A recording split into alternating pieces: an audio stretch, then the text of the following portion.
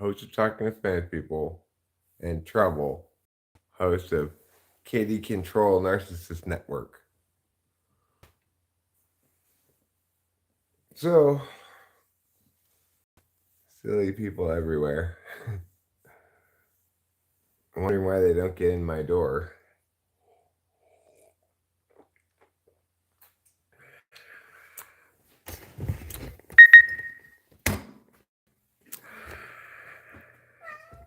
I'm coming.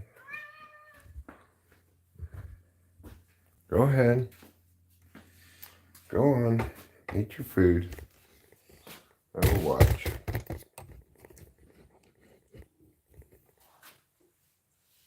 Oh, yes. What a handsome man. I just saw this short that was linked to from Taylor's page. There's this guy who's freaking out about how Taylor went on Talking with Famous People, trying to say that it's some sort of presumptuousness on Taylor's part to go on a channel that purports to talk with famous people. People don't understand the title of the channel at all. The whole point of the title is not that I talk with famous people, it's that I talk with regular people. And then my point is, we can each be famous if we want to by playing around on YouTube. You know, famous is a state of mind, right? And it's like, I'm super famous as far as I'm concerned. I'm like the most famous of all famous people. Sure, there are other people who are more well known than me, but that's because they're celebrities, not famous people. I'm a famous person. Rachel's a famous person. If you're here watching this, if you just put one thing in the chat, you become a famous person. You have to say at least like one thing. You can't just be watching. But as soon as you engage at all, you become a famous person too. So it's a pretty good deal around here. Anyway, I watched this short. I guess I could show it to you. It's like, this guy doesn't get the idea of this channel at all. There you go, find it. It was kind of a strange short that Taylor linked to from his channel.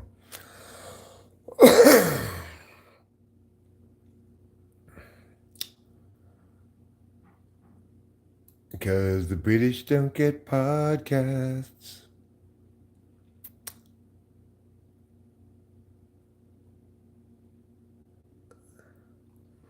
Let me put history. I'll be able to find it that way.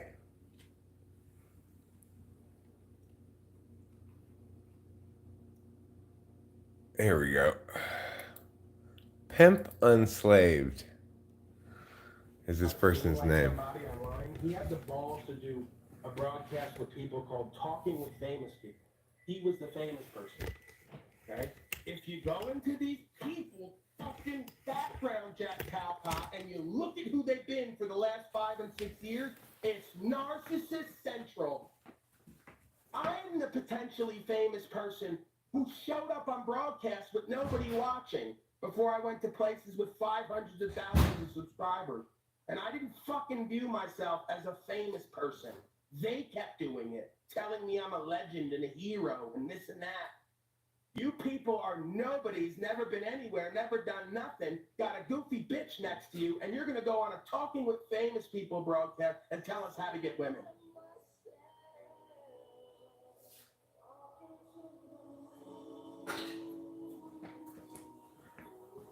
So needless to say, I thought this was very silly. Like somebody online, he had the balls to do. You know, that guy could go on Talking with famous people too. It has nothing to do with him not being, whether he's famous or not. Obviously, that guy maybe thinks he's famous when he says, like, people just tell me I'm a legend. I'm a hero. I've never seen that guy before. regardless, you don't have to be famous to go on talking with famous people.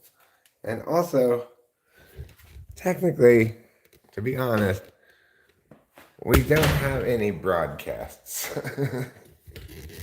we just we just have interneting. So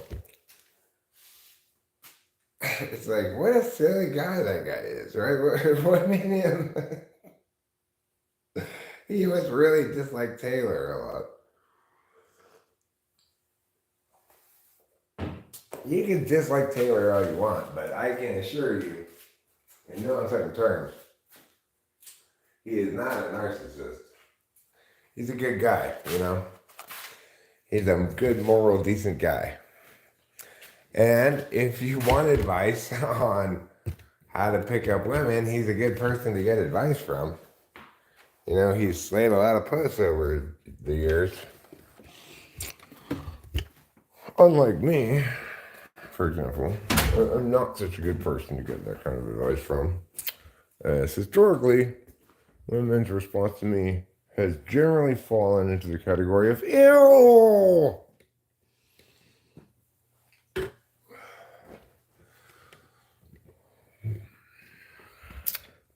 If I wanted advice on how to pick up chicks, I'd ask Taylor. He's a good person to ask that question to, you know? Although I gotta say, I understand the process of dating and mating nowadays. But I did by the time, like, before I got with Rachel, you know? Like, I knew how to pick up chicks and stuff. But it took me till, you know, after Kimberly, you know, it took me until I got with Kimberly to get the hang of dating and getting chicks and stuff and having the right frame of mind where I understood that, like, the only thing I had to fear was fear itself, you know. But I still wouldn't be a good person to ask advice on picking up chicks. And Taylor definitely would be, you know, so why the guy objects so much to Taylor giving advice about picking up chicks and talking with famous people, I do not know.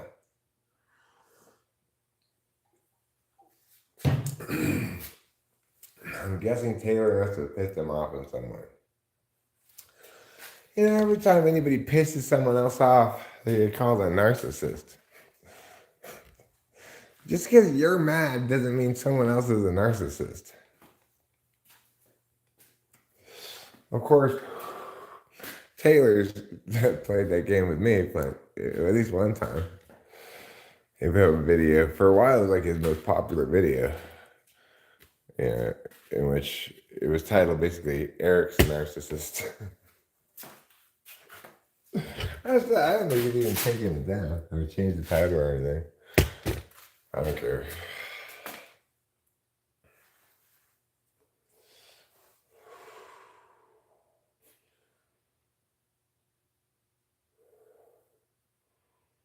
People are gonna say what they're gonna say, you know? And people who are not as capable of being fair and reasonable as I am are going to jump to pathologizing people. Boy, wow, I'm impressed, you guys. Your laxative effect today was even more powerful than normal. I just barely started streaming. I didn't have to poo when I started. Now I have to badly poo. Like, it's about to fall out of my butthole. So thanks a lot. I appreciate that a great deal. Pooping is an important part of a daily breakfast. And I have you to thank. You, the viewing public.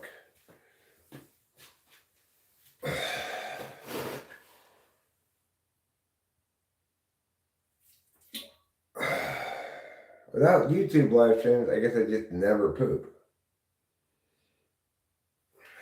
That was a nice one. That was a one-piecer. The big, nice one-piecer. And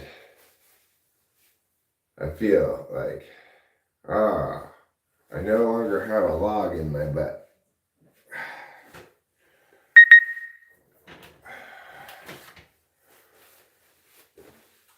I had some very wonderful sexual intercourse yesterday. At the end of the day. Because, I'd been on speed for a couple days, so it's like my nuts had doubled their semen production, as it sometimes do when you take amphetamines. And so, I really had the hump. And I was very satisfied. Like pot roast on a cold Christmas morn.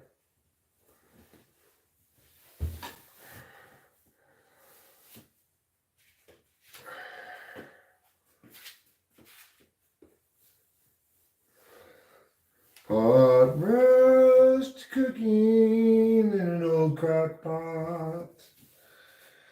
Pot roast nipping at your nose. That's racist. You can't nip at things anymore.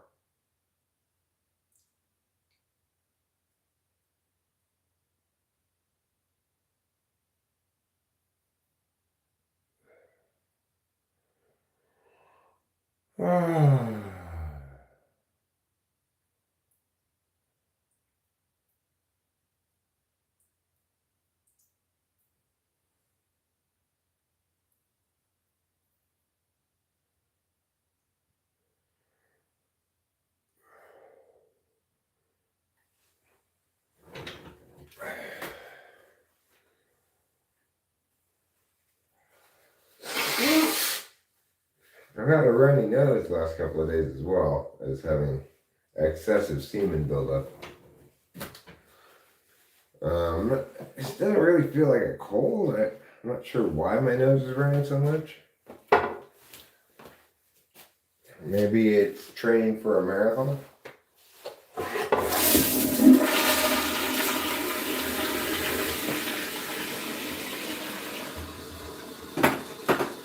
That was a truly high quality poop. That was maybe the best poop I've had in a week, 2 weeks. I'm not sure. That was a very good poop.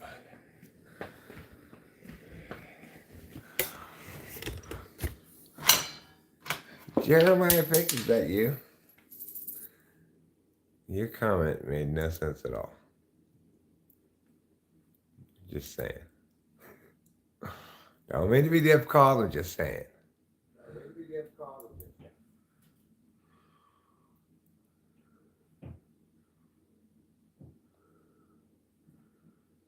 Madman in my vision. This guy looks like a serial killer.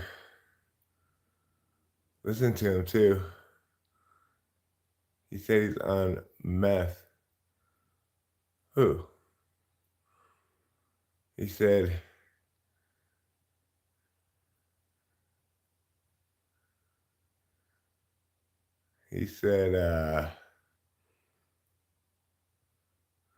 I don't think you're a mad rambler. I wasn't commenting on you. I was commenting on the words you left as a comment. That's very different than you personally, right? When I say your comment made no sense, I'm referring to the fact that the words you put in your comment didn't make sense. It had nothing to do with you.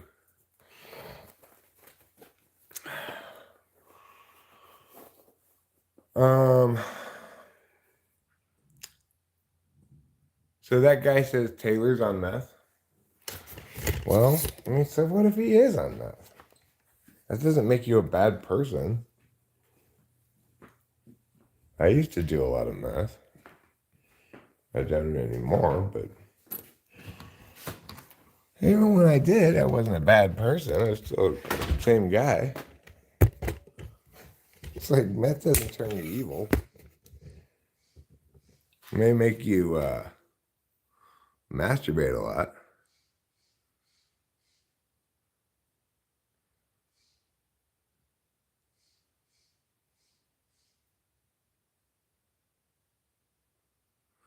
Well, I don't do it anymore, but my point stands. Just because I did it at one point doesn't mean it turned me into a bad person, even when I was doing it.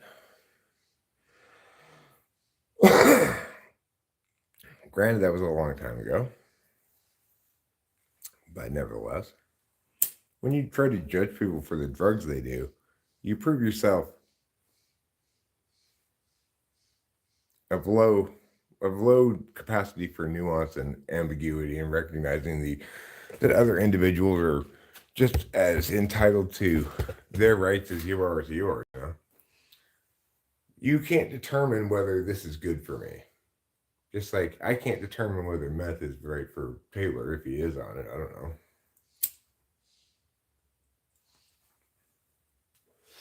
It's about recognizing the appropriate realm of the particularist and the appropriate realm of the universalist.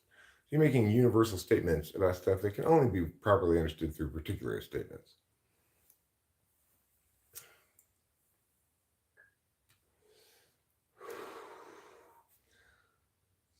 It may be good advice to tell any given person who's not tried it yet, hey, maybe it's not a good idea to do meth. Fine, understandable. But if you're trying to critique a human being because of their consumption habits, you're just you're just a shithead, you're just a stupid fuck who can't handle ambiguity at all.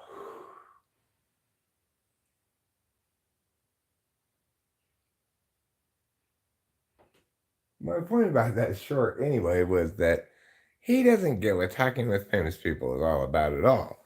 The point of talking with famous people is not that I talk with famous people. I never talk with famous people. I talk with regular people.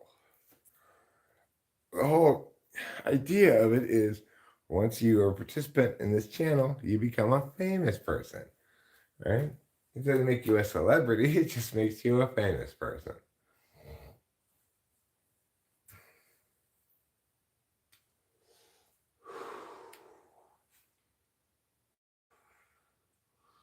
So, yeah, unfortunately, as a species, we are burdened by a tendency to judge and critique, and that is shared by all people, seems like, not just those who are capable of judging and critiquing well.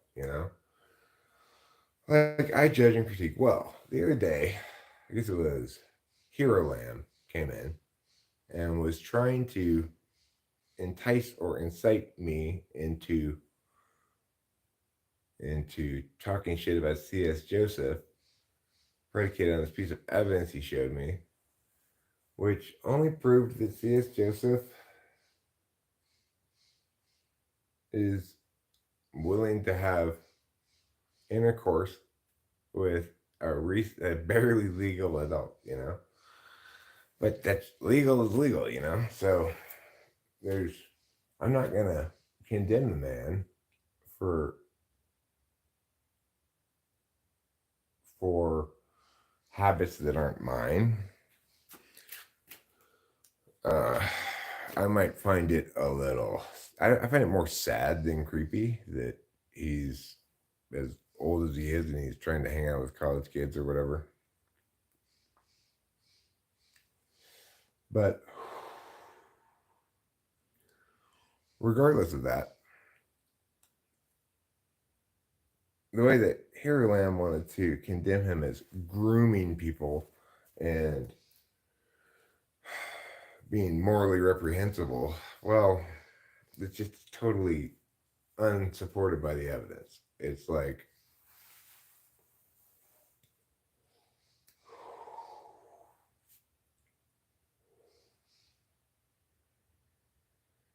if you're a man and you've ever watched pornography, you've seen plenty of 18, 19, 20, 20-year-old women, right?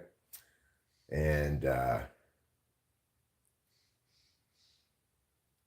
if you're willing to watch it, you shouldn't be so willing to condemn another man for wanting to pursue legal women, even if they are barely legal.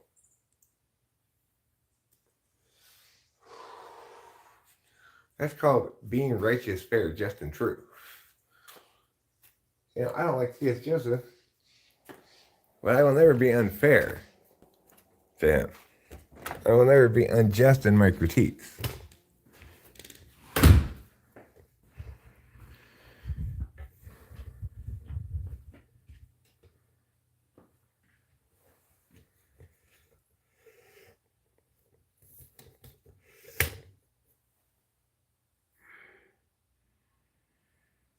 Being intrigued by the shape of women? I mean, I don't think I'm intrigued by it, right? Like, that would suggest that this is interesting. I'm curious about this, and I need to do some more research. More like, sometimes you notice titties and stuff more, and that means you're getting horny. It's really quite simple.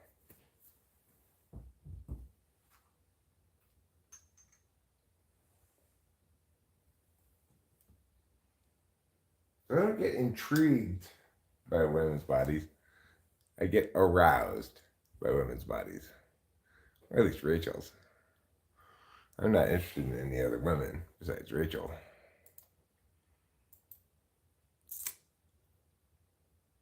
But the point is,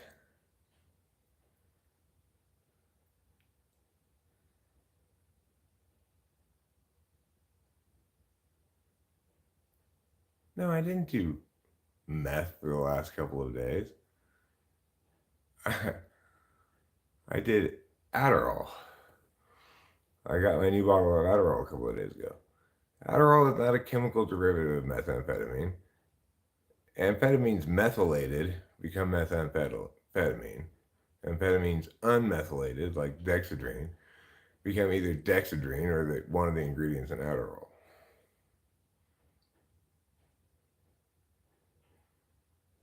So, Madman in my visions, I don't know if you're still here, but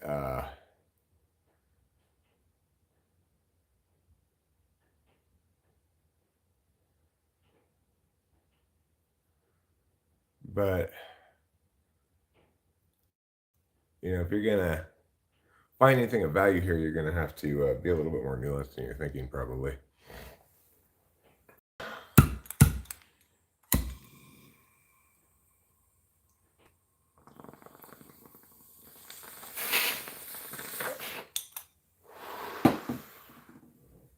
Like Jeremiah Biggs, what was the gist of this ridiculous comment you put up? I don't even remember. Alright, like, where do I even start with this silliness?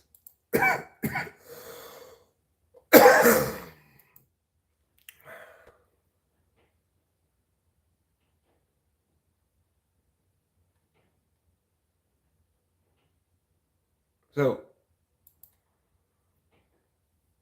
asking a answer for himself is a matter of engagement. Which presidential candidate is better? I don't say, well, I don't know. I would have to do some research on that. But it's definitely me. I'm not a presidential candidate. That would be the best presidential candidate. But if you want to ask me which candidate is better of two candidates, I'll probably tell you the answer. I might say they both suck ass, but I like this one a little bit better. If you ask who's the best candidate for president, that would be me, but I'm not a candidate. So, and the thing is, I do like to answer. I answer everything more than anybody else ever answers anything. And I do answer. You just don't like my answers necessarily because they require nuance and ambiguity, not just black and white, yeah, right? Everyone will hold their opinion about this. I don't care whether people what their opinions are. I will answer with the truth every time and what's correct, and other people can go fuck themselves if they don't like it. And he doesn't want to be wrong or do a detail search. True, I don't want to be wrong. That's why I almost never am, because I actually am committed to the process of correctness, which is not one that factors in because everyone will hold their opinion. I don't give a fuck whether people hold their opinion or not. I provide the straightforward, simple, correct truth. I answer every question and with the correct answer, including I don't know if I don't know. Obviously, you asking a stupid question isn't sufficient to get me to go do a detailed search. It's mixed amphetamine salts. Okay, Jackson, Dunno knows. Duno knows? Dunno knows. Jackson Dunno knows. Yes, cannabis is a great drug for quitting things.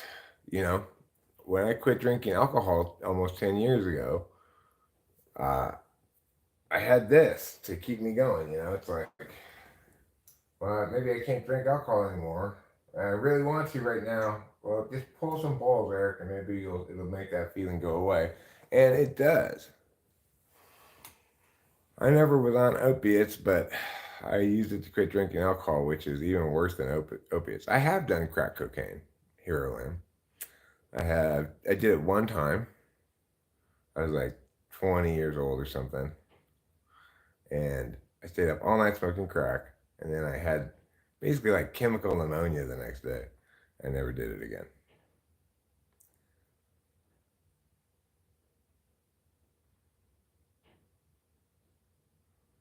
No, Jeremiah Fix, not all of us are subject to confirmation bias. If you have TI tool, you really are not. I keep track of all my misses as well as my hits. I'm looking to actually correct things, not just embrace my existing beliefs, which are not beliefs. They're positions that learned to articulate precisely over many years.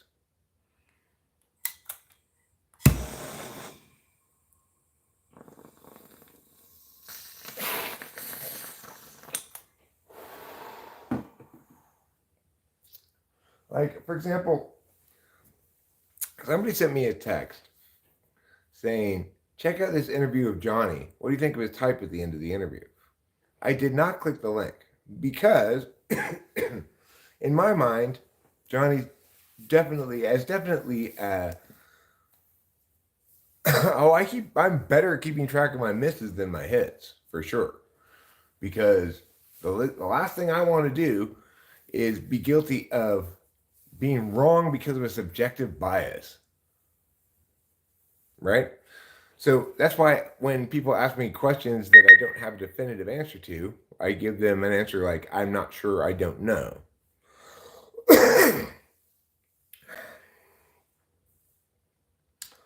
but but yeah, if you're me, you definitely keep track of your misses way more than your hits. I mean, being right about something is it's not you can't generalize from that, right? People should assume I'm correct because I'm using the correct process for being correct, not because of any individual instance of correctness. And that's the problem that we have, is that people afford legitimacy to others because they have instances of correctness. Everybody has so much faith in their own ability to parse out everything, even if they're not a parser, right? So the thing is, if a person were going to try to do an evaluation of correctness of a person rather than specific words or statements, which is what you should do it on, is specific words and statements, not on people. But if you were going to try to evaluate a person for correctness, which is silly, you have to see how much they respect the process of being correct. In other words, are they committed to process integrity? You can't look to see how many instances of correctness they have.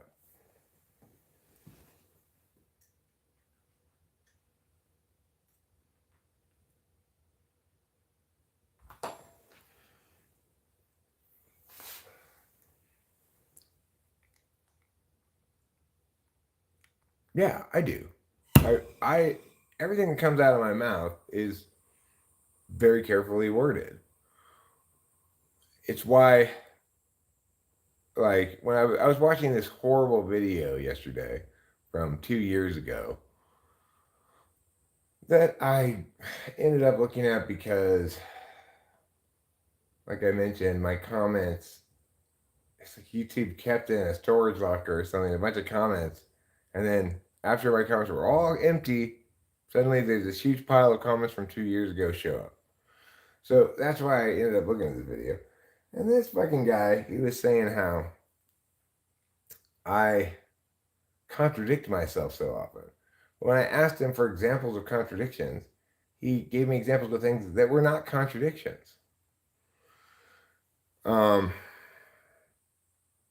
I told him that's not a contradiction, he just continued going back into his point, which was he didn't like the fact that I claimed to be exclusively correct about cognitive functions. Well, I mean, the thing is, yes, defensible typology is exclusively correct, but I'm not the only one who can be correct about cognitive functions. All that people need to do is learn and embrace and apply defensible typology to be correct about it.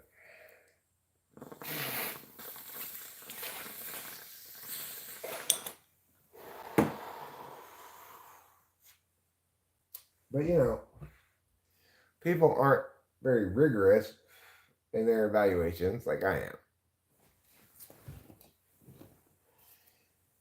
And that's okay because they're different types and etc. Nothing I can do about it, And what's interesting also is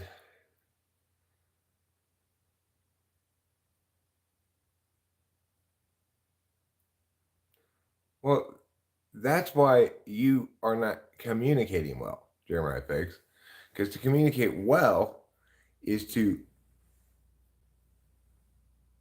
is to remove communication from your own subjective data well. So, because we communicate only successfully when we all use words to mean the same thing. And we can choose to operationally define our term.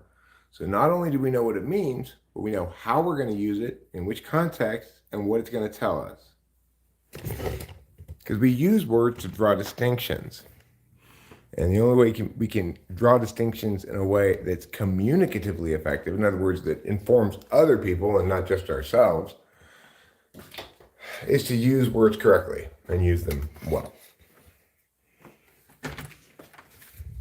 And it's important. This really matters. That's really something, damn it.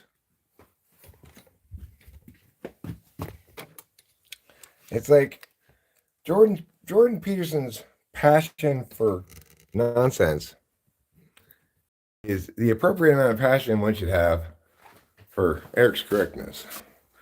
I'm not a particularly passionate guy, so I'm not necessarily going to bring the passion, but you should. What does relative mean? You're the one who used the word. Jeremiah Fix, why are you asking him to define it? That's why you don't communicate effectively. You're using the word relative. You define it. Why would you use the word and then ask somebody else what it means? If you don't have some sort of universal relationship with words, in other words, accept that they can be used to do things intellectually. So I can define a term. We're going to use this term to distinguish between mia and mia, right? For example, I can operationally define knowledge and deliberation against one another by pointing out that knowledge is instantaneous while deliberation takes time. I'm giving you a way to do an operation with that word. I'm giving you a way to distinguish between a given instance of attention to decide whether it's either knowledge or deliberation, assuming it's one of those two. So that's how to use words to communicate, right? What you use words to do is to gesture at vagaries. I mean, I don't even know.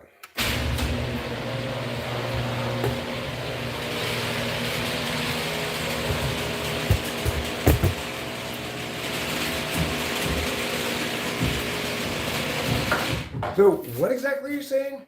Oh, I'm just gesturing at vagaries.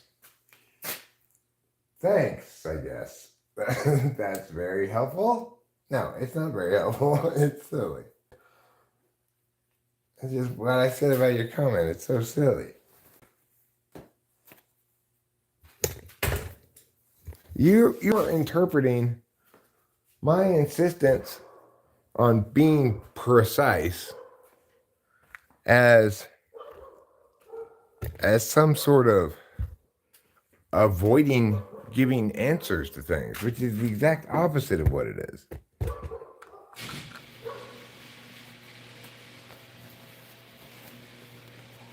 Like,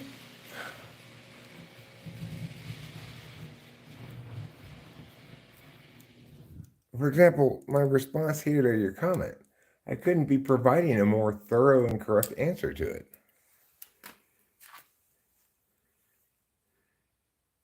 I'm not attacking you, Jeremiah Fix. I'm pointing out that your comment this morning was silly, made no sense, and portrayed me as some sort of subjectivist. You're just projecting your own frame. I'm not a subjectivist.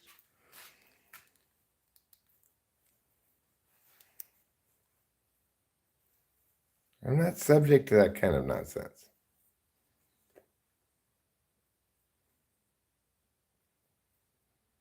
I had to explain this to Rachel too, though. So it's not just you who doesn't understand it. One time, Rachel disagreed with me about Corey's type and suggested that maybe I wasn't being objective about it.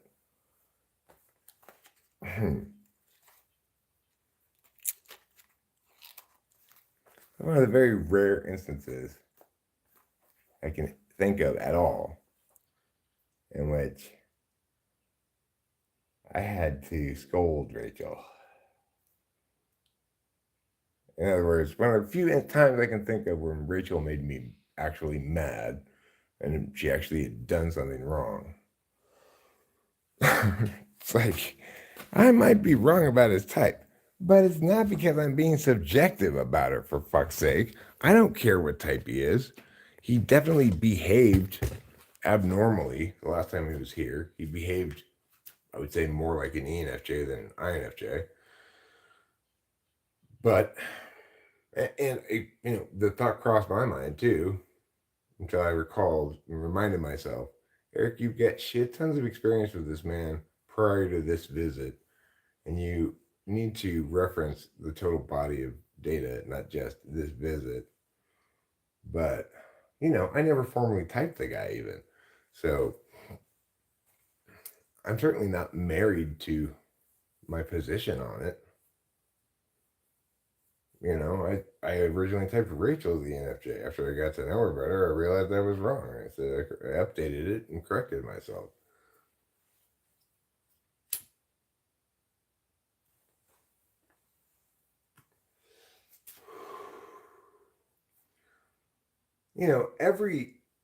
It's like every statement I make comes along with a caveat until and unless better arguments supplant this or new evidence renders this untrue, whatever.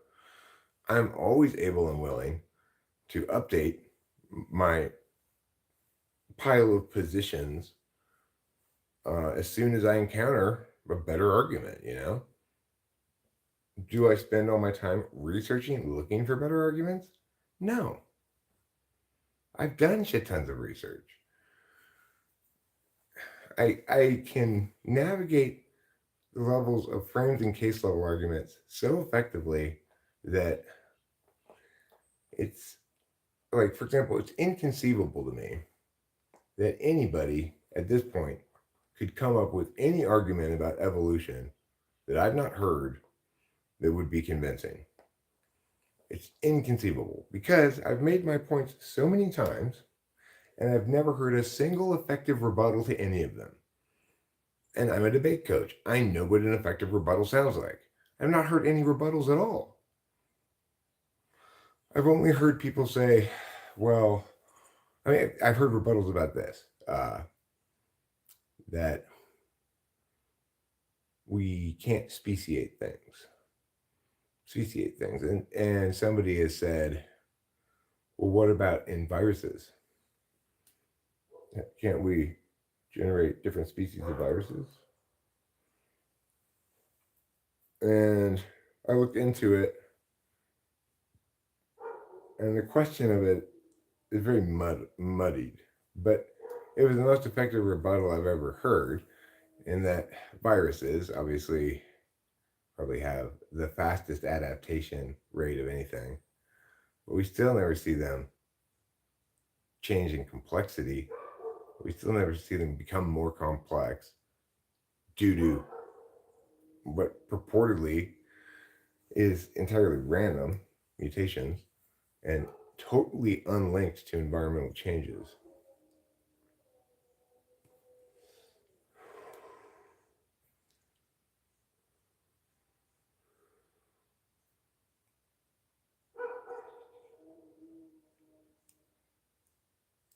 So that's one rebuttal I can think of that I had to at least look into. But, and viruses do adapt a lot, but they still don't seem to speciate. I'm not exactly sure what comprises reproduction in a virus, you know?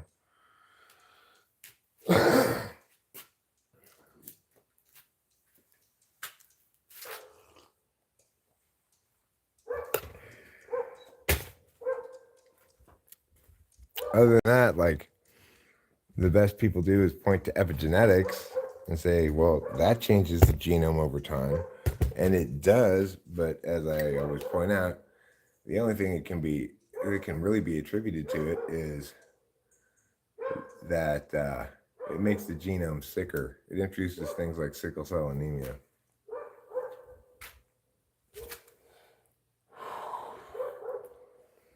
Epigenetic change is always epigenetic damage.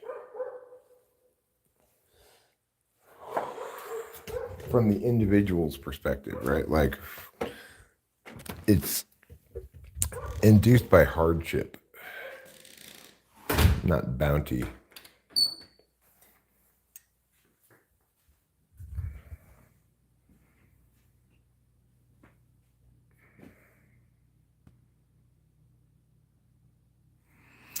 No, I actually don't think they're assuming that the arguments are invalid. I don't think they're considering or worrying about the arguments at all. They're just saying, I don't like these people and I want to condemn them on some standard that others might find convincing. People use heuristics. These people who are condemning Taylor and me for using drugs, they're almost certainly heuristic people. They're using some rule of thumb instead of listening to people and evaluating them on the quality of their words. They're using some rule of thumb to holistically embrace or deny a person's legitimacy. It's just, it seems like unhealthy interfaces to me. You know, could be unhealthy knowers.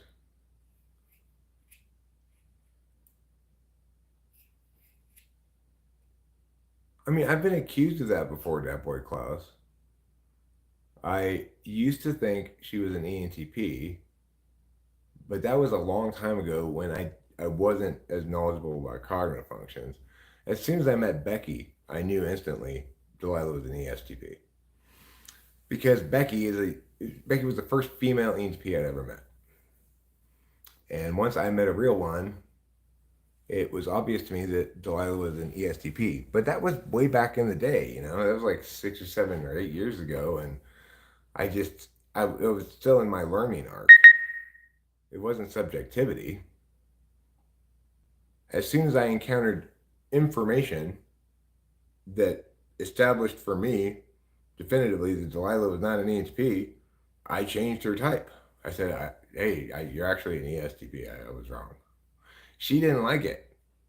She still doesn't like it. Hi, Courtney. Welcome back. I am fine today. I'm feeling lively. I'm feeling interested in streaming, chatting about interesting things. I'm talking about subjectivity and objectivity here. Taylor also accused me of being very subjective about my daughter's type and insisted she was an ESFP. Except I don't need to be subjective.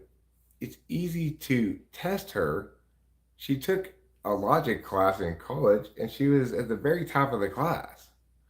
It was very easy for her, came naturally, you know. You could try to say it's because Eric raised her and Eric's so logical, but that's bullshit, right? That's not how cognitive functions work. An interfacer is a TE-DOM or an FE-DOM. Knowers are NI-SI, deliberators are FI or TI, and actors are NE or SE for everybody else. So yeah, I was wrong about my daughter's type, but it wasn't because I was being subjective about it. It was because I didn't know enough about cognitive functions when I typed her initially. And I just was typing kind of holistically. I saw it between the two of us, between her and me, I saw a lot of similarities. When she was a baby, my first wife, like early on, with disdain, would call her Eric Jr. Like within a month of her being born, she started calling her Eric Jr. I originally typed her as an ENTP. I thought she was the same type as me. Because I saw so many similarities. We're both TI tool, we're both FI polar, we're both action types. I was wrong, you know. It happens. when it's like everybody else, before I fully as now I do now understood cognitive functions, I still talked about things as though I understood them. I was probably a lot less definitive in my statements, like saying, I am definitely correct about this. Maybe I was probably less definitive about it. But I still talked about it a lot. I still typed people. I typed people without actually typing them. I've learned over time I can't type people without actually typing them. Delilah is an exception because she's my daughter, and you know I worked like she and I did a couple of some of her logic problems and stuff together just for fun. We'd like race and or there were a couple problems that were tricky. We had to try to figure them out. Uh, I already know how logical she is. I've had plenty of arguments with her. I know how she argues. I know how FI polar she is. How she's just like me. Easy to cry, and then it goes away, and it's like it never was there. It's easy to forget. Um, when you're talking about experiencing attention by your 7 slot function, you're talking about an experience that's easy to forget, extremely easy to forget. It doesn't seem to you to be worth retaining any information about it at all.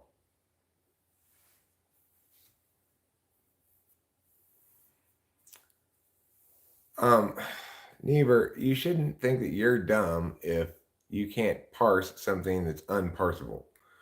What maybe you need to start doing is determining exactly what makes it unparsable.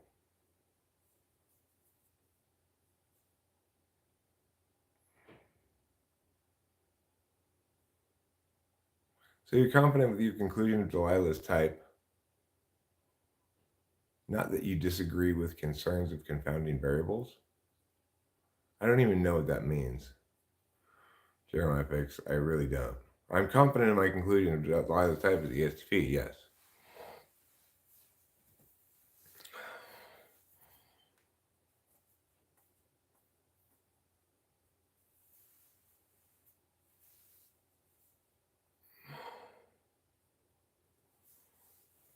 Well, it is true that TI polars can think that they're TI doms, but let's just operate under the assumption that Niebuhr is correctly reporting about himself, as we have to with everybody until proven otherwise, you know? Um, my point stands that you can articulate why something makes no sense. We have a good example right here in Jeremiah Fix's thing. So I'm confident with my, you're confident with your conclusion of Delilah's type, not that you disagree with concerns of confounding variables. What does disagree with concerns of confounding variables mean? So the reason it doesn't make sense is that confounding variables, well, what variables are there that confound me? Can you articulate any? And concerns of, presumably you mean concerns about, what you say with, by you disagree with concerns about confounding variables, I guess it means I don't, I negate the notion that we should be concerned about confounding variables, but I still have no idea what you'd mean by confounding variable. You need to point out specific variable that is confounding.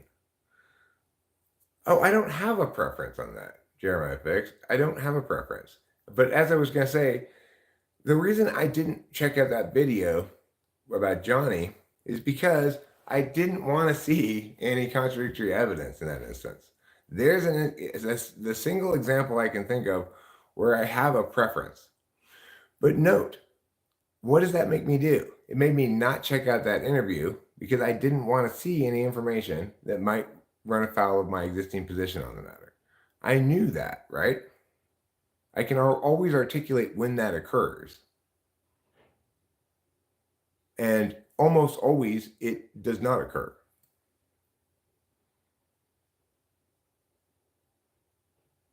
It's not personal expectations do not affect me. It's I don't use a subjective evaluatory mechanism when evaluating things. I still have subjectivity, but probably not about the things that you think I do, right? I never cared what type Rachel was. I was dating her when I thought she was an ENFJ, and I then determined I was wrong and she was an INFJ. I don't care. I don't operate like that.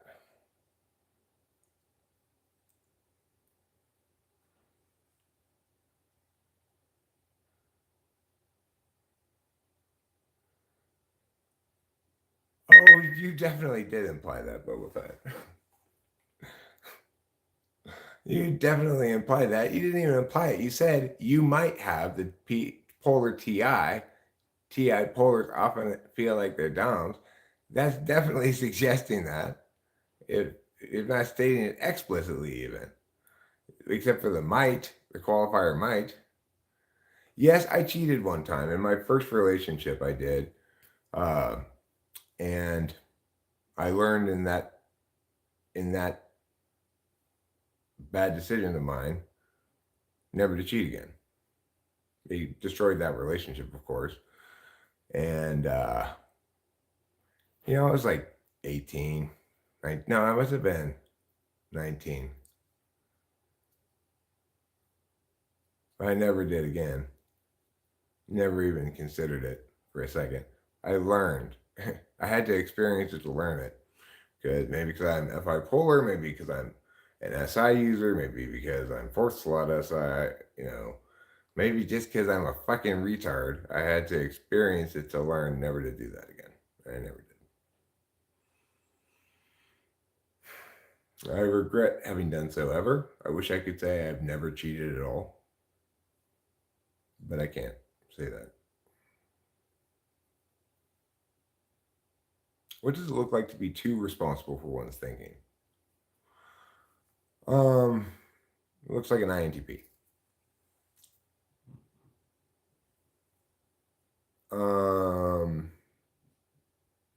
No, just kind of like it was. It was long distance.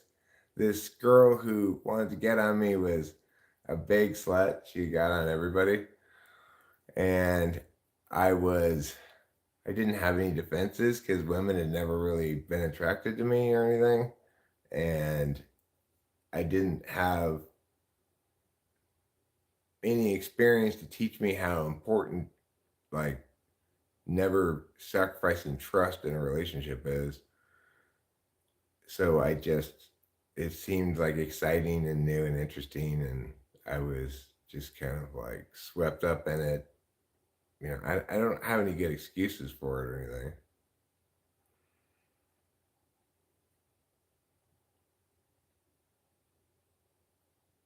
It wasn't in any way on balance a good experience. I mean, like I said, I didn't have sex for the first time until I was 18 years old.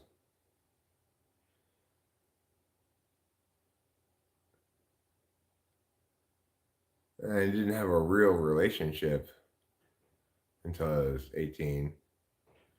My girlfriend when I was 18, she wasn't the first person I ever had sex with, but she was like the second. Do other ex-NTPs have regret asking insensitive questions? I don't think so. I don't feel regret asking insensitive questions.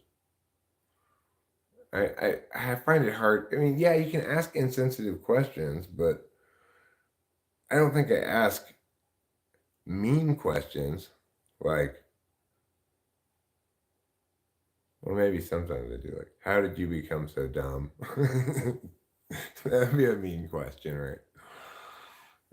But I don't think of questions as being things that relate to matters of sensitivity in general. If you're asking questions, it's because you're trying to figure out what someone means. In my, from my perspective, you're trying to make them say something specific. Is another way to put it.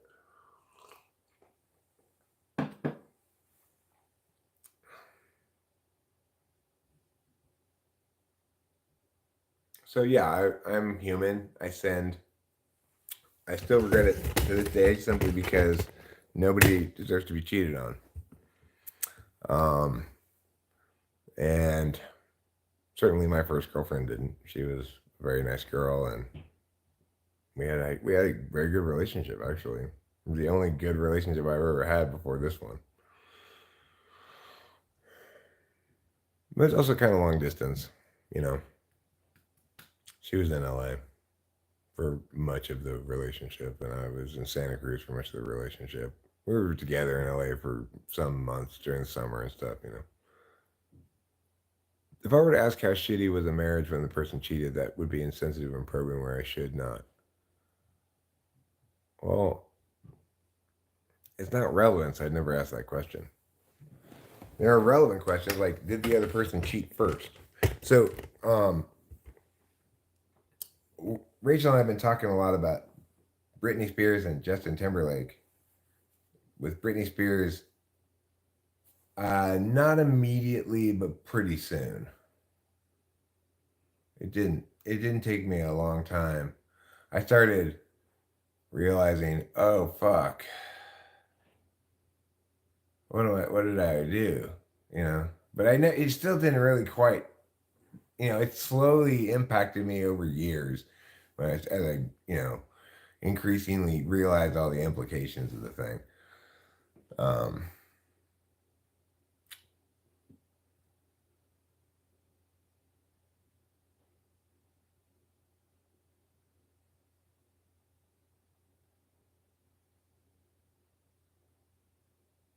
it takes me back to dark times, really. College was kind of a dark time for me. I didn't have a lot of friends. Um, I didn't. I wasn't very good at school. You know, I good at getting papers done and stuff.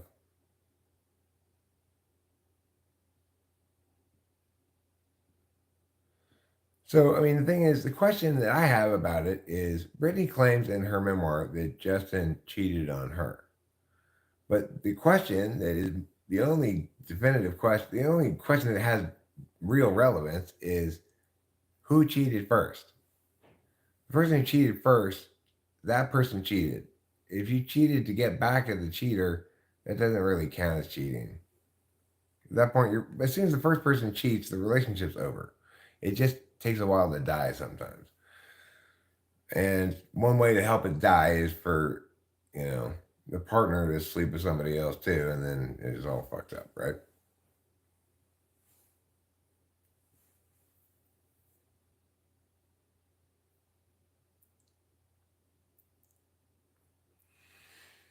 So the thing is, it doesn't matter how shitty the relationship is in terms of cheating, because if the relationship is shitty, you have a responsibility to leave, not to cheat.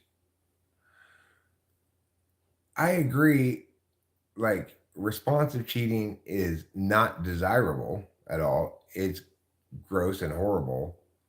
They should just leave, right? But but even so, if it is a response to the partner cheating, in my mind, it doesn't really count as cheating at that point because the relationship's already over. Once the partner cheats and then comes out in the relationship's over. It just takes a while to die.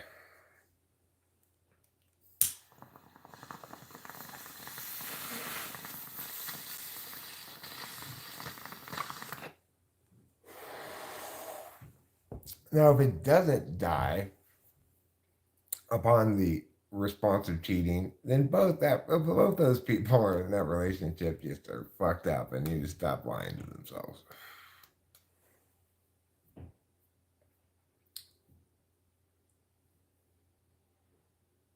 It's not really cheating to get revenge so much as I think it is a way of ending the relationship. You know, so so the point is though, Rachel and I have never asked that or mused at all about whether or not their relationship between Justin Timberlake and Britney Spears was bad because it's not relevant to anything. What is relevant is who cheated first. That person deserves much more condemnation than the person who cheated after.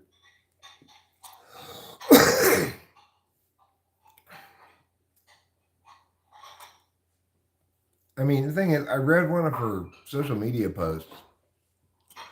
That lady needs to stop pushing shift one. How many fucking exclamation points can she possibly have in her post? She is addicted to exclamation points. I want to do an intervention with Britney Spears to get her to quit using so many exclamation points. It's like every sentence ends with 3 exclamation points. It's ridiculous. She is not a particularly bright woman. I don't think anyone ever accused Britney Spears of being a genius. But she seems like a genuinely sweet person, I guess. Um, I remember having my narrative shaped so clearly and definitively by Crimea River, right? Well, I agree with you, Adam Sabo, that we should have a Palestinian state, and that Israel should just okay. Stop spamming though, okay? I agree with you that Israel needs to stop forcing the Palestinians to be under their governance when they clearly don't want to be. You know, it's ridiculous. Why won't they just say, fine, fuck off, have your own state? We don't want that part of Israel anymore. You can have it. It's back to being Palestine now. We're sorry we stole your country and everything. Now quit bombing us.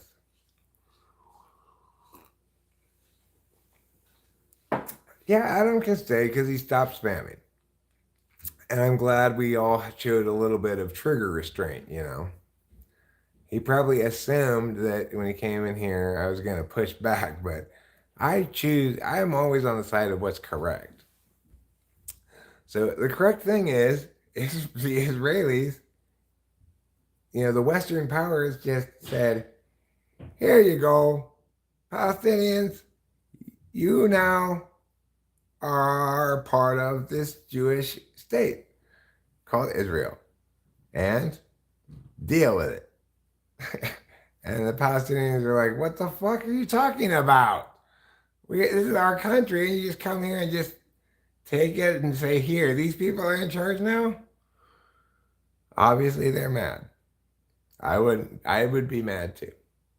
And Israel has no good arguments for why they should just not give the Palestinians Gaza or whatever they want, you know, that part of the land that they're on. There's no good reasons not to just give it to them. It's not like it's going well in the status quo. Oh, well, yeah, I mean, it's because it's so much fun governing the Palestinians. We're having such a great time of it. It's going so well. We just have to stick with that. No. Why? What they should do instead is just say, here, we're no longer dealing with you at all. You're your own country. Now stop bombing us. And then we'll stop bombing you. The problem the Palestinians currently have is that they seem to forget or ignore the fact that Israel is way more powerful than them. You're not going to win a war against Israel with your like surplus supply store rockets and shit like that. Israel is way too powerful. So Hamas needs to understand that even though Palestine's right, every time Hamas attacks Israel, they're just saying, please kill 5 times as many Palestinians as we kill Israelis. That's all they're saying. So Hamas needs to get their head out of their ass and stop being so short-sighted in their militancy. It's a sort of short-sightedness that occurs with fanaticism. Fanaticism that stems from religious ideological yeah. You know what? Fuck it. From now on, the Holy Land belongs to me and me alone. And neither the Israelis nor the Palestinians can get anywhere near it. I'm going to kick everybody out. Just going to stand in the middle of Jerusalem and look at the buildings, the empty buildings. Say, that's what you get, motherfuckers. Now the Holy Land is mine. I'm going to find the Ark of the Covenant. I'm going to open it and melt some Nazis' faces. It's going to be fantastic.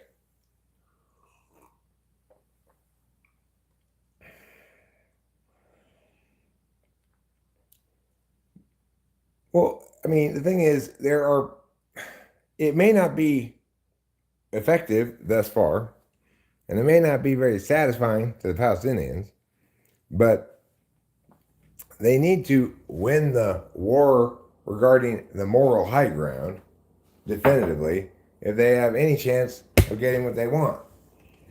It's like I was saying the other day, if the Palestinians are ever going to get their own state, it needs to be sold to the Israeli public as a loss for the Palestinians.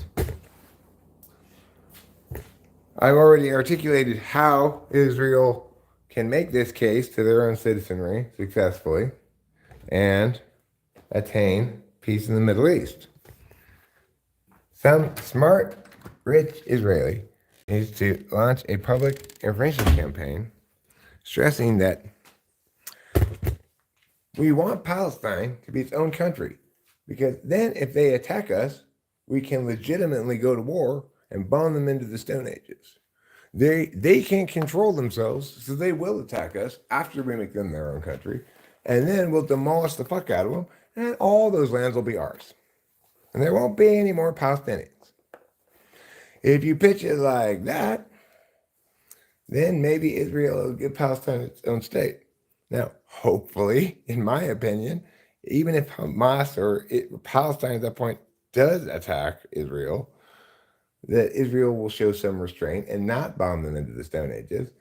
But I'm saying if Palestine wants to prioritize getting its own state, that's going to have to be the advertising campaign to sell it to the Israelis, because the Israelis right now, they just want Palestine to suffer.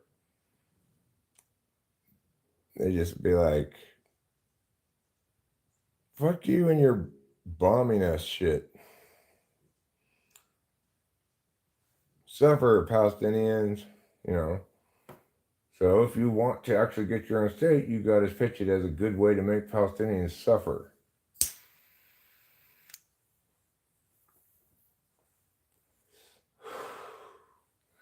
Now pitch it as, yes, let's make them be their own country, responsible for all their own shit. We just immediately withdraw all of our presence, give them nothing, help them not at all, and they're just gonna fail utterly. You know, if you pitch it like that, maybe the Israelis will go for it. If you try to pitch, but see, both sides want the other side to agree that they have the moral high ground. Neither side has any moral high ground at this point because they keep killing civilians. Hamas, because it's the best they can do with their military capabilities, and Israel, because Hamas is embedded in civilian populations. So, you know,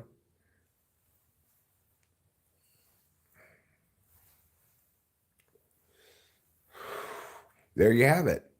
I've just given you the pragmatic, actual, real world solution to the Palestine Israel conflict. Instead of just saying, well, we need a two-state solution, you have to acknowledge that Israel is more mad than they are fair or reasonable. They hate the Palestinians more than they love peace and human rights, right? Obviously. There's no other way to put it. The Israelis hate the Palestinians more than they favor human rights or even the good of their own country. Obviously, if you keep insisting that these people who had a country before they were forcibly displaced and you were given power over them, you expect that relationship to continue in that fashion indefinitely without problems, you are fooling yourself. Obviously, people don't like to be oppressed. People don't like it when all of a sudden their country is given to somebody else. Like, okay, California, you're now part of Japan. We sold you to Japan. What? And the Japanese come implement all these ethnocentric policies. And only Japanese people can go into all the cool businesses. We have to wait outside, get a Japanese friend to buy us some food. It'd be horrible, obviously. Californians, even pussy Californians wouldn't put up with that. Now, around here, we aren't pussies, obviously. This is Mariposa. A little different than the rest of California. We're part of the state of Jefferson.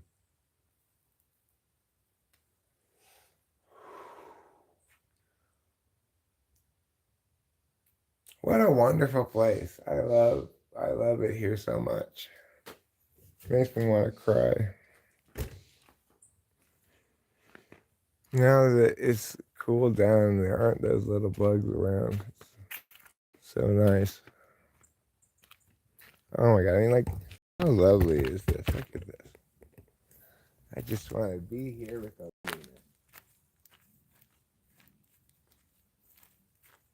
There's these yellow maple leaves down there too. Yellow oak leaves. And then the evergreens. And my Christmas tree that I'm gonna pick is down there. Right down there. I got a lot of choices. There's a lot of Christmas trees growing on the hill. Fir trees. And I've got one already in mind for which one I'm gonna chop down. But that makes me so happy. The idea of chopping down my own Christmas tree from my own hill. Oh my God. How wonderful. How wonderful.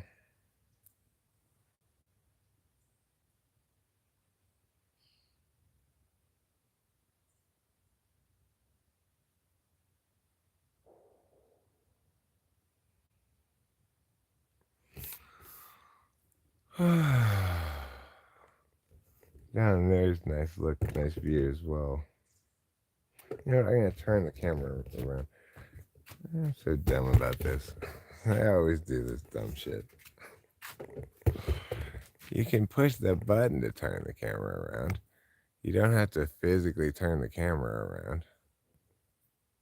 Like that, see? Isn't that nice? Doesn't that look nice?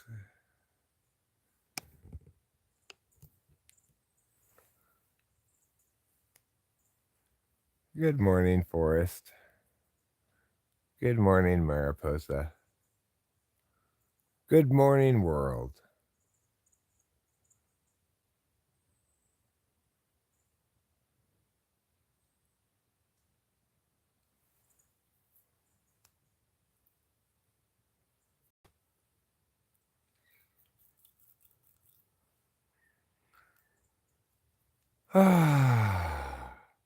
I have some manual labor style chores that I have to do today, but I don't know if I'm going to get them done. Well, let's do one of them together right now. It'll be easy. It doesn't involve any power tools or anything, so it won't be noisy. What we're going to do is put the cat door on the other side of this. And we're going to use something that I like to call, other people also like to call it this, epoxy. What appear to be redwoods are probably sequoias.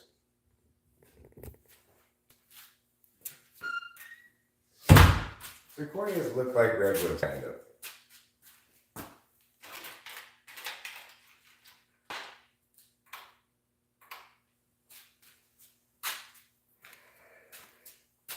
All right, I'm going to look at the instructions on this.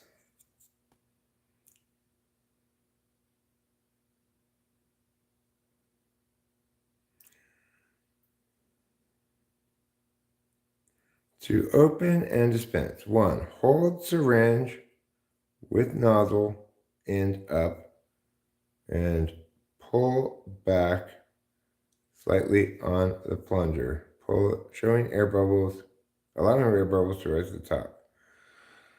Snap cap off by pushing to the side. Do not twist. Okay. 3. Attach nozzle over syringe opening. Push past prongs and turn 90 degrees to lock in place. 4. Depress plunger to dispense epoxy. Okay. Well, that seems straightforward enough. What's this thing?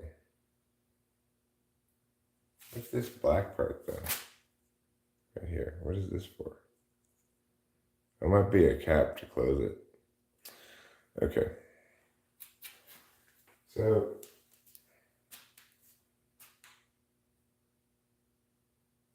what I want to do is put epoxy on these black spots on the door, near the edge as possible, you know, and on the door thing that I put in.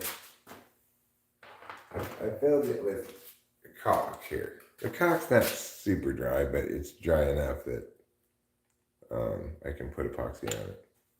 So I'm gonna epoxy all along here.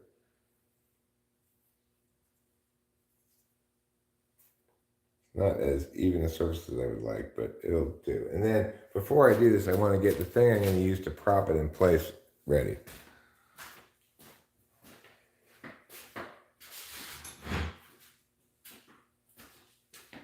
So I'll use this to like hold it in place for a while the epoxy sets. This is pretty quick set epoxy, but not instant set, you know.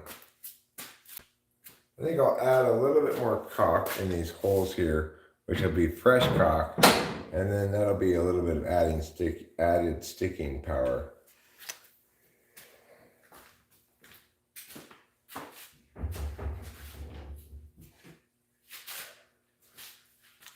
All right, so here's the caulk.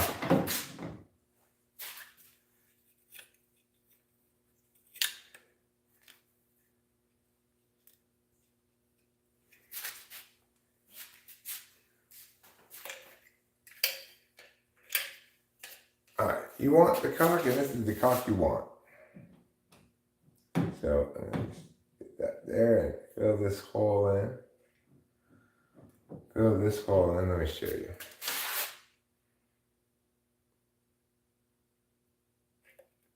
Fill this hole in. This hole. This hole. This hole.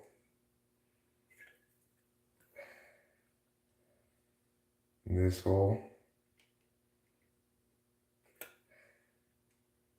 This hole. A little bit there. And I will put a little bit here.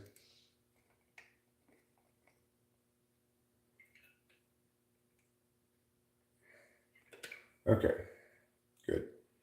A little bit on the bottom too.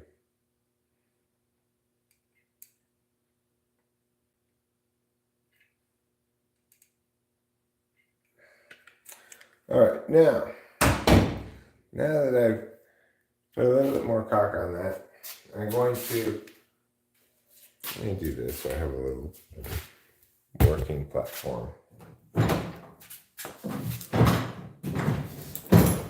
Open the back of the little wilderness cart. Okay. Now, pull back on this a little bit to make some air bubbles, it says.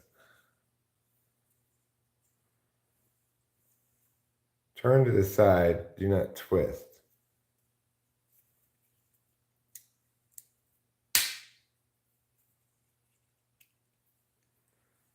Okay, good. Now attach the thing.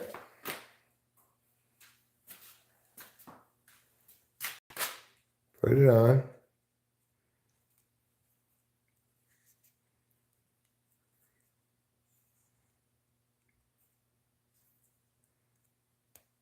Like that. And twist 90 degrees to lock. Okay.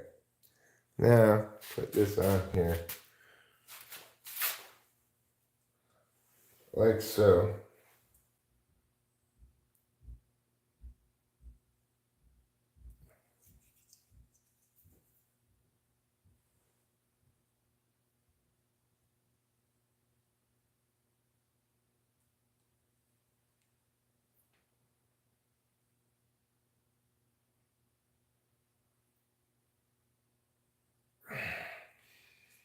Okay. Now, I'm going to put some over here on this door.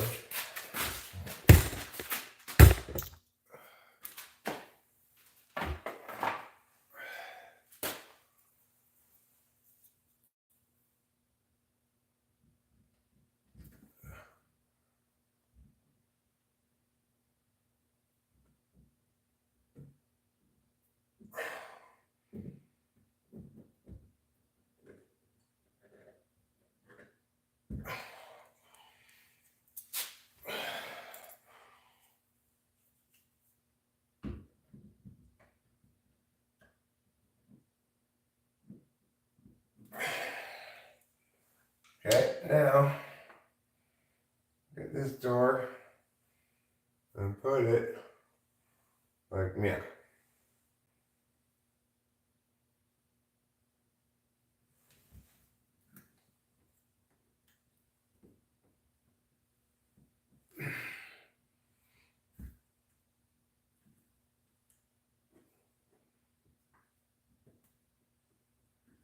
There. Now it's in place.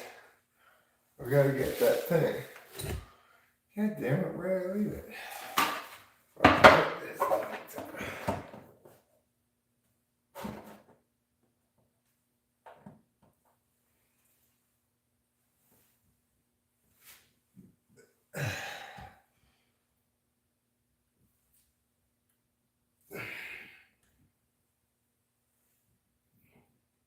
You stay there for a second.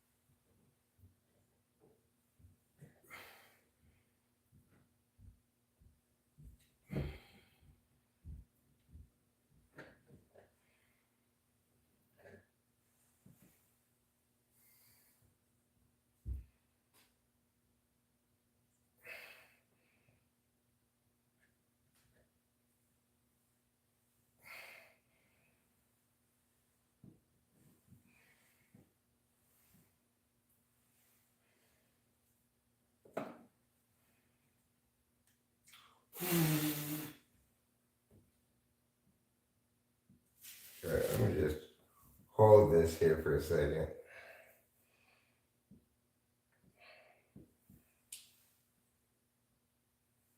And you know, I hope for the best.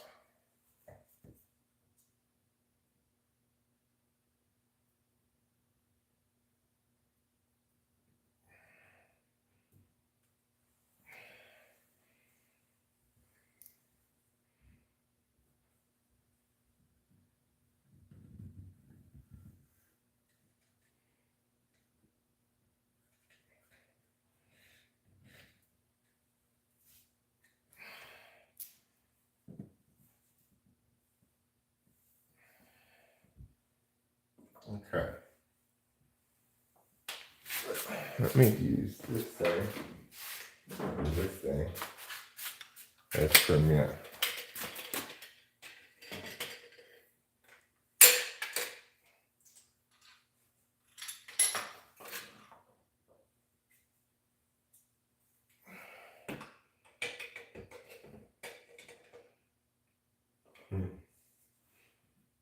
Well, that's not really gonna work.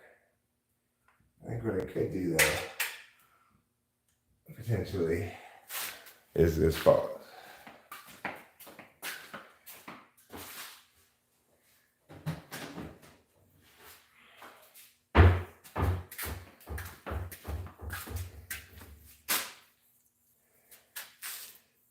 Get a different one.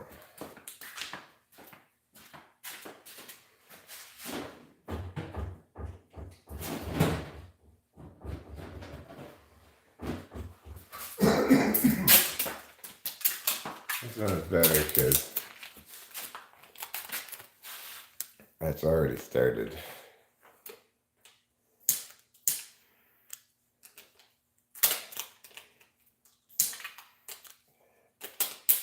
But now,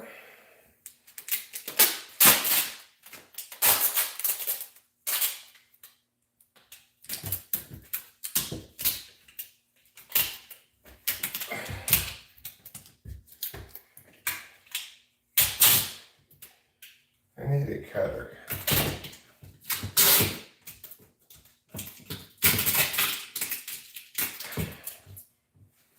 Let me get a cutter.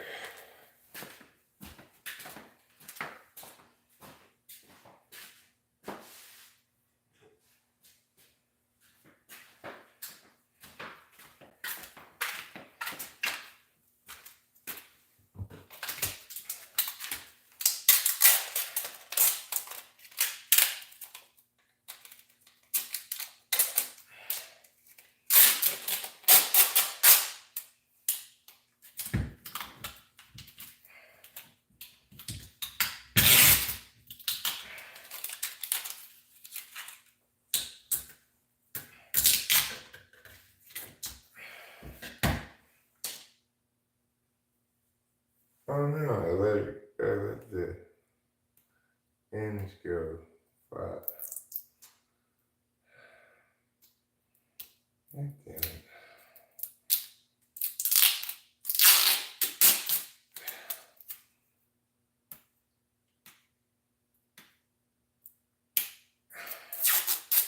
There. There we go.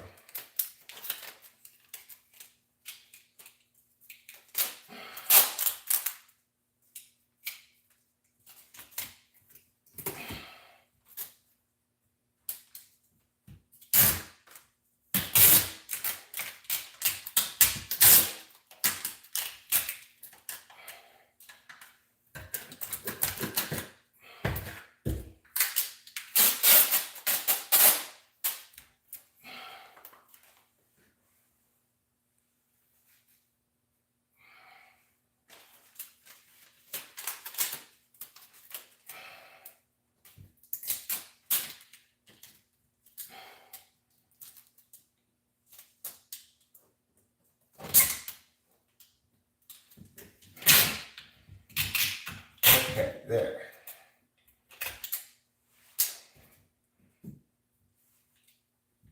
Don't not push down on it.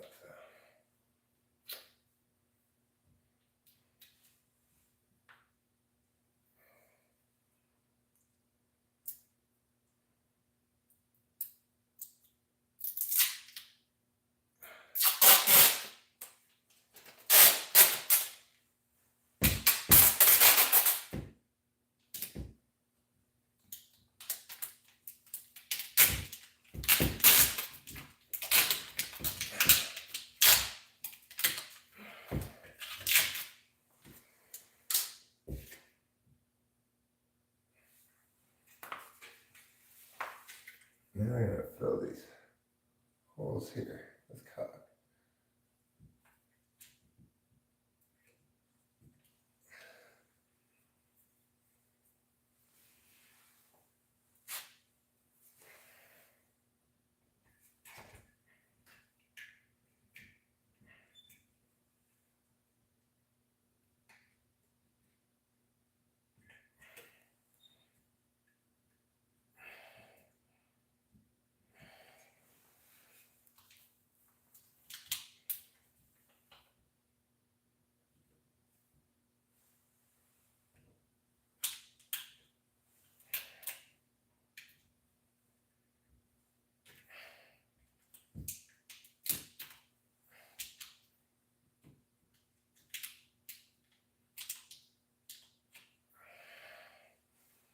Okay.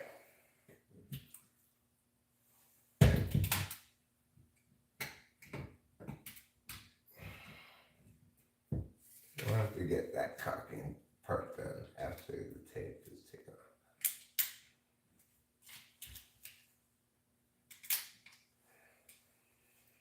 Okay, now I need to wash my hands because I've gotten probably a mixture of caulk and epoxy on them.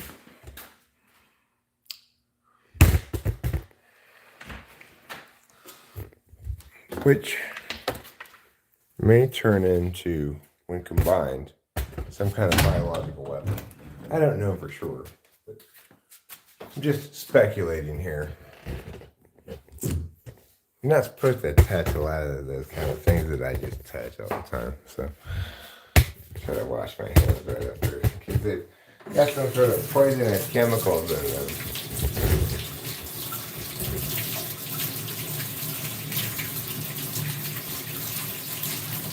Don't scroll up. Did you guys get butt cracks? Oh no. How? I didn't even feel that one at all.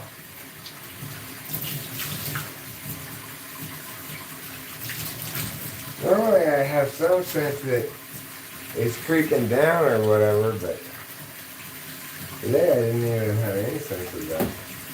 Did you get to see a little bit of my hugs?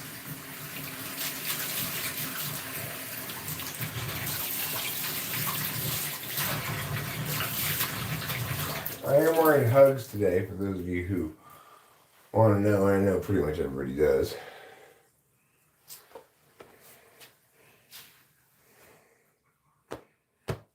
You're like Japanese people. You want to know what the pretty girl's panties look like.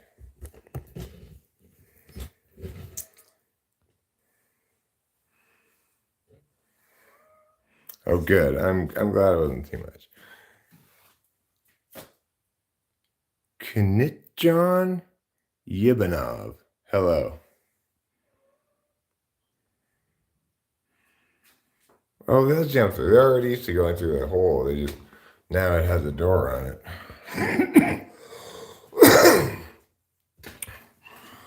I'm fixing a hole where the rain gets in. That keeps my mind from wondering where it will go. Wandering is really the word, but I chose wondering this time. Hugs, yes, my chonies. That's a very Mexican way of putting it. Along with, I think of tidy whities as also being a Mexican way to put it. They're called bun huggers, okay? When I was young, that's the only thing anybody ever called these things is bun huggers. Nowadays, people have all their fancy names for it. Briefs, chonies, tidy whities. But the correct name for this kind of underwear is bun huggers. You might also wonder, what are those severe tire damage, don't back up over these spikes things called? Those are called tiger teeth.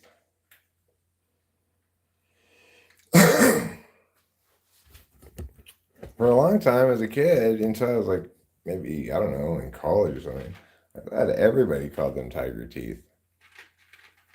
Everybody I knew called them tiger teeth. Like, oh, you can't, they got tiger teeth there, you know. But later when I grew up, I learned that other people didn't call them tiger teeth.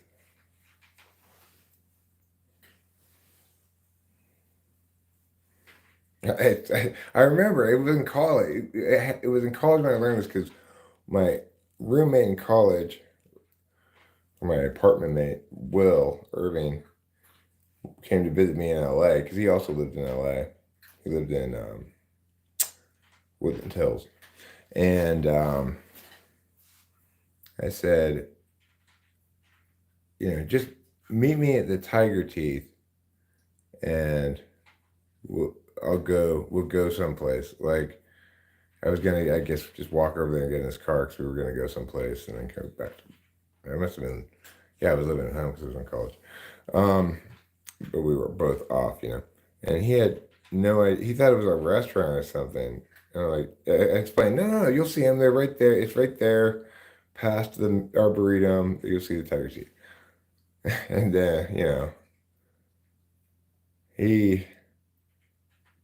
he didn't know what they were, but I was waiting around there, And he's like, oh, I thought it was a restaurant. What are you talking about? A restaurant? No, it's obviously the tiger teeth here. And that's when I learned that most people don't call them the tiger teeth or just tiger teeth.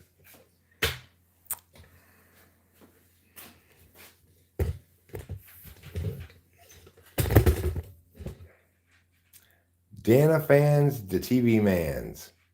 Well, hi, Dana fans, the TV mans. Are you really a TV mans? In other words, do you sell or repair TVs? Do you guys want to look at my pot roast? Okay, you can look at it. Smelling pretty good. There's a lot of liquid in this pot roast. It's got 2 cans of broth, a beer, some whiskey, and some rum.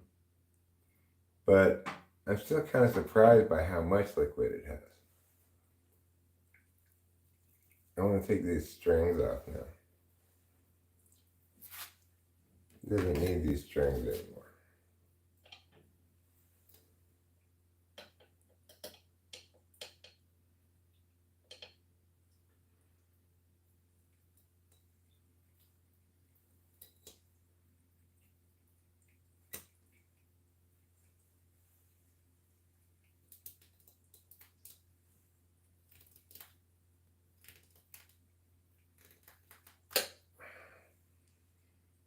Cut, you stupid strings.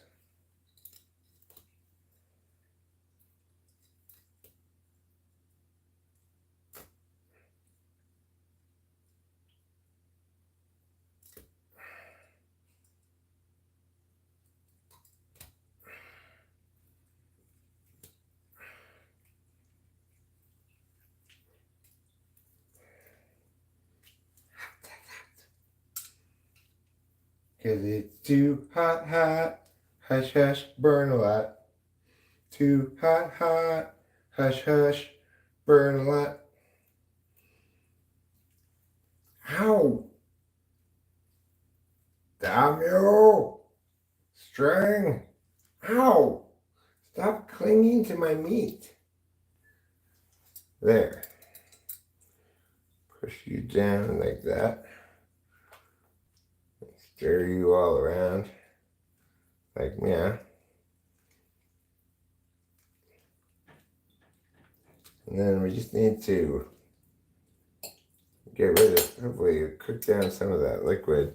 So it's a little bit soupy, you know. I think I'll put it back on. Oh, is it on high right now?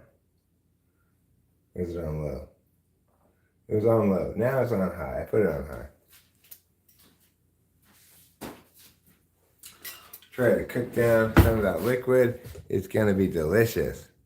It's cooked all night already, you know. You're right, Ruben R. Iced tea is called iced tea. Iced cream, it should also be called iced cream.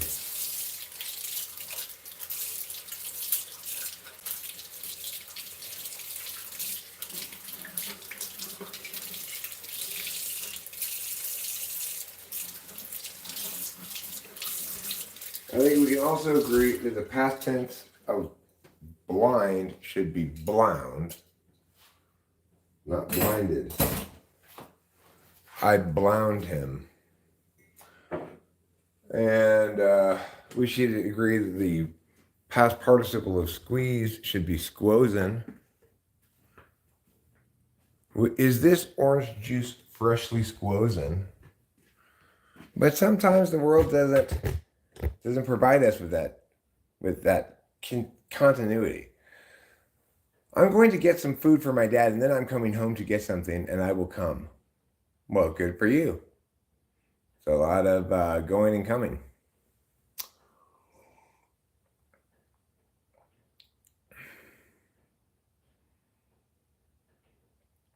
Cream of ice or cream of whip. It's whipped cream, iced cream. Correct. Yes, they should be equivalent. I agree. We need them for parallelism.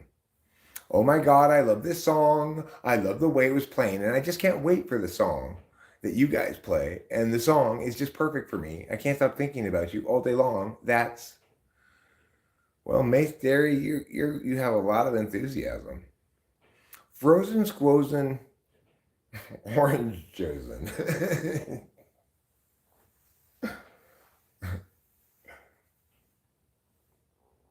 I'm going back to you on this. Okay. You come back to me. You go back to me on this. It's fine.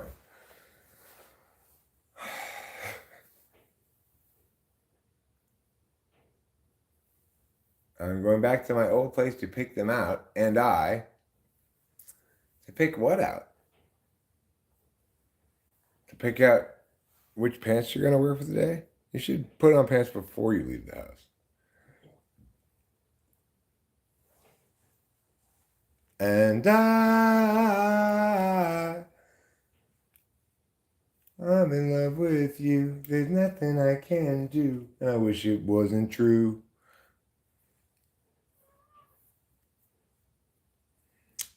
Hi, kitty. I hear you. I hear you meowing, but you can't come in. True.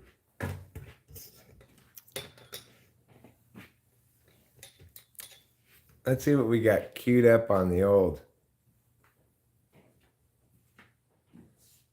other app. Jonathan Wybenez, hello. How are you? I'm doing quite well. Thank you for asking. Well, you actually asked me what was up. I'm just currently live streaming, doing a little bit of live streaming,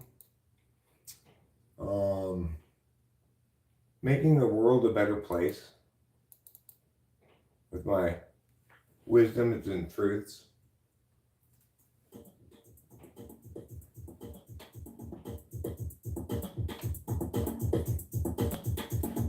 Making the world a better place with all my wisdom and truth. That is why I have named all my children Ruth. Yeah. Alright. Tonight. All night. Ooh. Ah. Hey, what do you say? Ooh. Ah. Welcome to Talking with Famous People today. My name's Host Eric, and I'm here to say,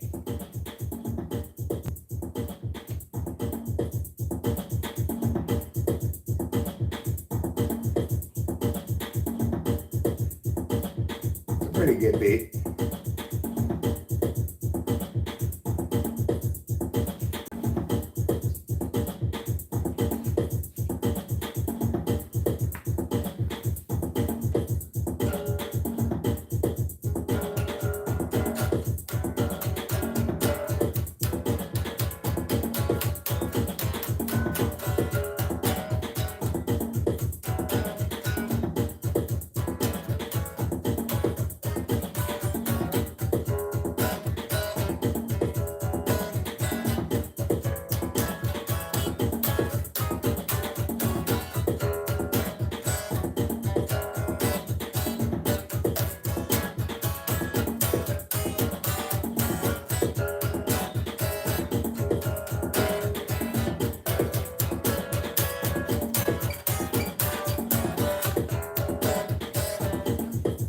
A little fast.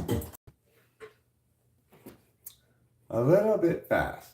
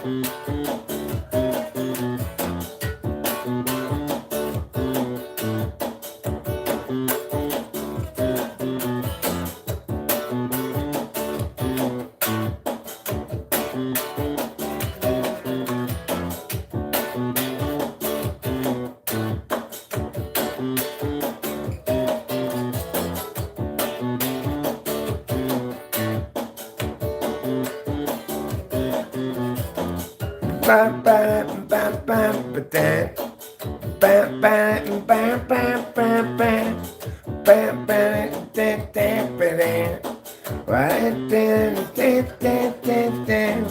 Bam, bam, bam, bam, bam. Bam, bam, da, da, da, da. Bam, bam, da, bam, ba-dam. Bam, bam, bam.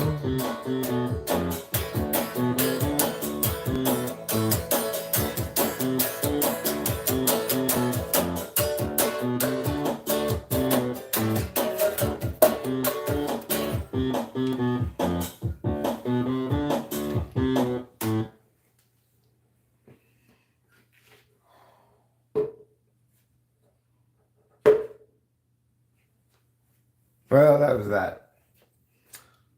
That was a thing that happened. And, you know,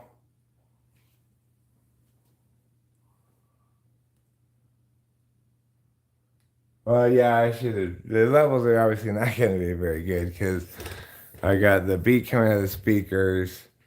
I'm trying to hear it loud enough instead of having headphones on. I'm trying to hear it loud enough to stay with the beat properly. This is never going to turn out well. So, um, could have plugged in the guitar, but figured 10:30. It's late enough for me to play with the drums and that like that, but not late enough for me to plug in the guitar, or Rachel will be mad. She might already be mad because I did that, you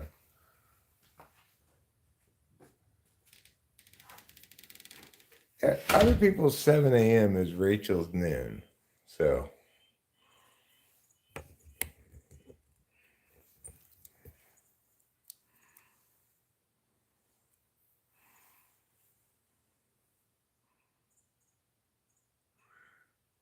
I mean, the thing is, that thing I was just playing with did have plenty of bass in it. It just doesn't come through the mic here because you're getting out of the TV speaker. They didn't have the good speakers on. The good speakers sound really good. The ones that came with the house is this long bar thing for the everything but the very bottom end, and there's a woofer behind our chairs. It sounds fantastic. It's like it took months for us to figure out like how you even use it or turn it on or anything, but just get around to figuring it out. It didn't actually take months to figure out. But once we turned it on for the first time and I got the woofer working and everything, I was just like, oh my God, this sounds really good. And it does. It sounds fantastic. Especially if like you're sitting in those chairs, it's set up, designed to be perfect for sitting right there. You get this perfect mix of thump and bass and just crystalline high ends. It's fantastic.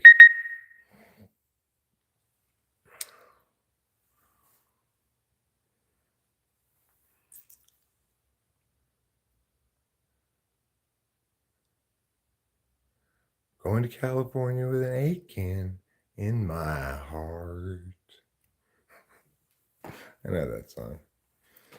You know, Led Zeppelin hasn't aged as well as I would have expected. They're one of the few examples of a band that I thought was really good when I was young. That, I mean, you know, like a teenager, that history hasn't proven me right.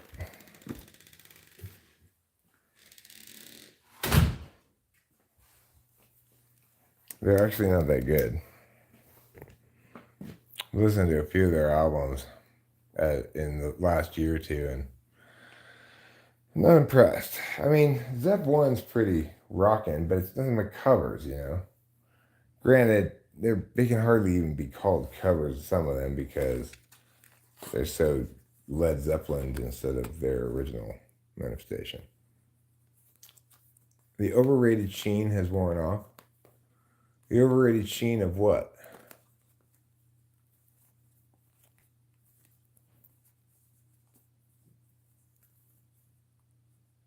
Oh, of Led Zeppelin. Right.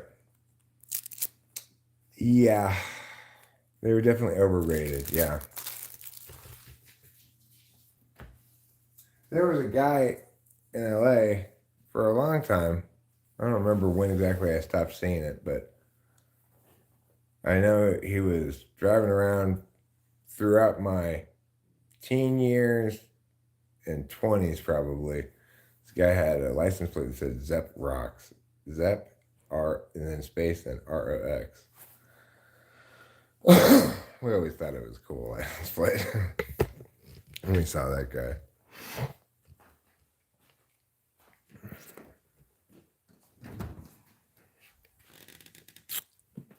But yeah, they haven't really aged very well. They just seem kind of, you know, overwrought, ponderous. Robert Plant's vocals are just generally ridiculous. You know, he seems to think he's on his way to Mordor or something.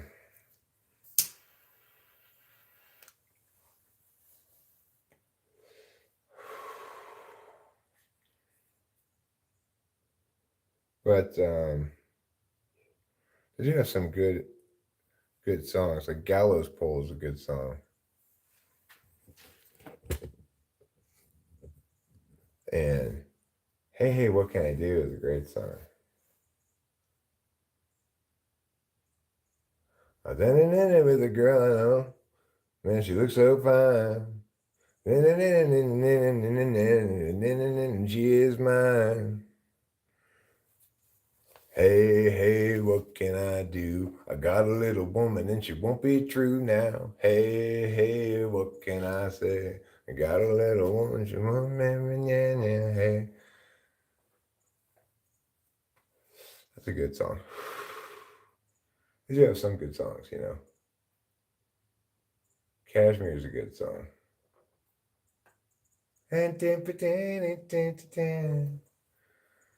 Um, Ramble On's a good song.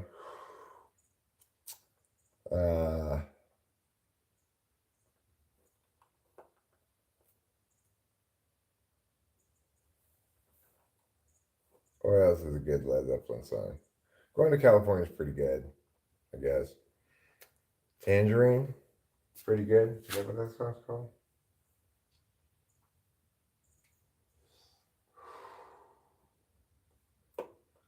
Well, one of my favorite songs by Led Zeppelin is Bron Stomp.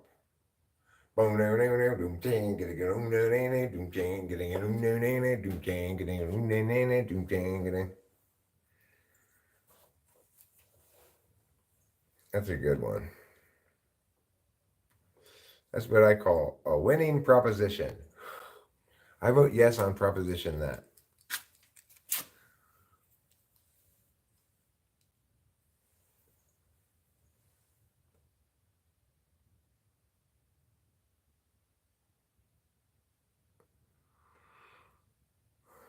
Since I've Been Loving You, that's a pretty good song.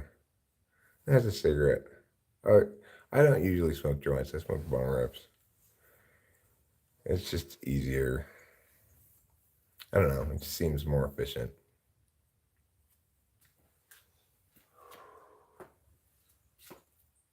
I like my new bong that I got. It's actually really effective. I'm always a little skeptical of things that have silicone elements on them for bongs. That silicone breaks down, over time, not especially a long time. But this one only really has one silicone element on it, and I'm not really worried about that problem because it's basically working like a gasket. The silicone, the only thing it's doing. Which really, if you think about it, is like perfect job for silicone. Spelled silicone. No, it's spelled silicone? I don't know. I'm confused now. Somebody's confused me and I don't know whom. Well, he was singing the blues, I guess, and that's a common topic for the blues. I crashed my car, my dog is ran away. Now I'm singing the blues just like day. That's not a blues song.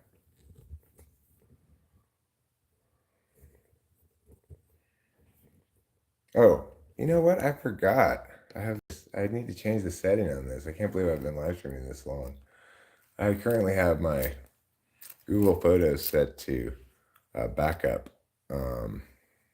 file saver size, but usually if I have that set to backup, I can't live stream at all. That's why it looks like pixelated and everything. I'm surprised I've live streamed this long. So I'm going to end the stream now, actually. We got other things to do besides just streaming anyway. And I'll talk to y'all later. I'll be back. Don't worry. I'll be back later. I love you all. Thank you for being here. And don't forget to eat plenty of cheese. I saw Taylor has 60-some viewers on his live stream yesterday.